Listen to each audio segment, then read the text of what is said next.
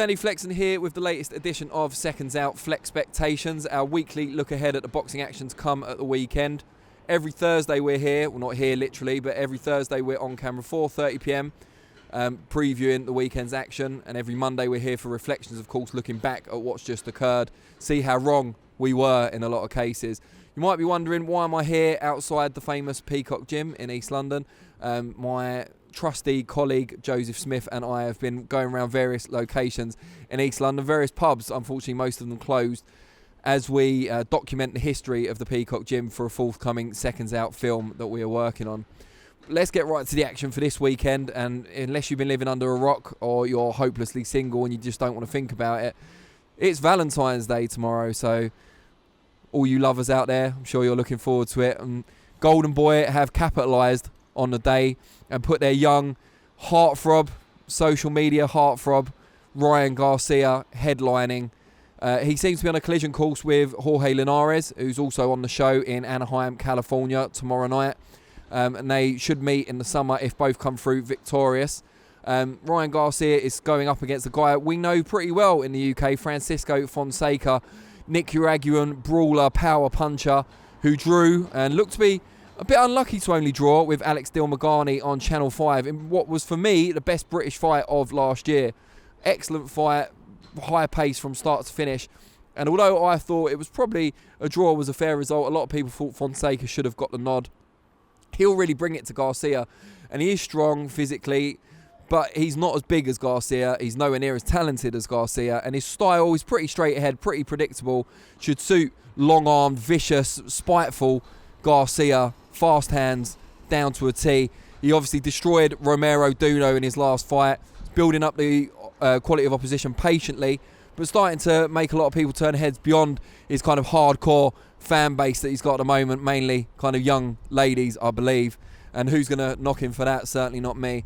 He should do enough to get past Fonseca, maybe a late stoppage. He'll obviously be compared to the two people that have defeated Fonseca in the past, Gervonta Davis and Tevin Farmer.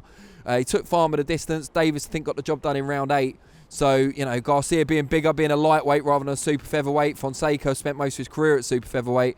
He'll be looking to get him out of there earlier, and so he should. Linares may even have the harder job to do, going up against Carlos Morales, teak tough Mexican-American. Linares, obviously Venezuelan, proved imperious at lightweight, held the world title down there for three and a half years until he ran into Vasil Lomachenko, and he dropped him and was ahead on one of the scorecards before getting stopped in the 10th round of that fight. So very, very good, but then he made the mistake of moving up to super lightweight, where he got battered, it's fair to say, by Pablo Cesar Cano. Knocked down 3 times in the first round and stopped. Took his ball and went home, if you like, or tucked his tail between his legs. Choose whichever tried and trusted analogy you like. But he went back down to lightweight, and that's where he meets Morales tomorrow night. And if he gets through that, it should be the Ryan Garcia fight / payday in the summer. So we look forward to seeing that. If that's not enough for you, moving past Valentine's Day, Saturday night, boxing goes to Nashville.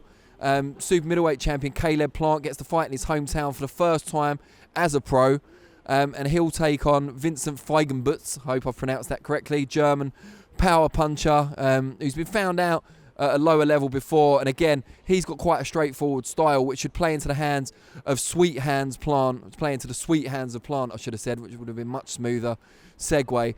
Plant, slick operator, bit of a dig on him as well. He was brave enough to go in there with Jose Uzcategui, who was a much avoided kind of a bogeyman of the super middleweight division, beat him, and then demolished Mike Lee in the first defence of the IBF belt.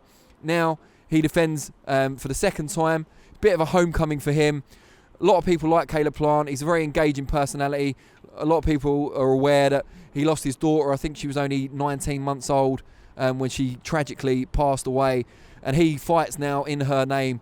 And I think a lot of people are behind him for that. And I expect Feigenbutz to give a typically gutsy game effort. But you would expect the champion to be at least a level or more above and to get the job done inside the distance.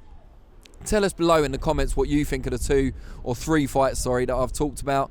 Which fight you're most looking forward to this weekend? And should Garcia and Linares come through, who do you fancy in that eventual showdown?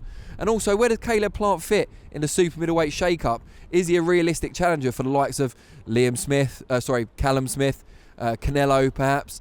Billy Joe Saunders. Who would you like to see him go against? Let me know what you think, and I'll respond to some of them. And I'll be back Monday for Reflections, 4:30 p.m. Always a pleasure, and a pleasure to be here outside the Peacock. Take care.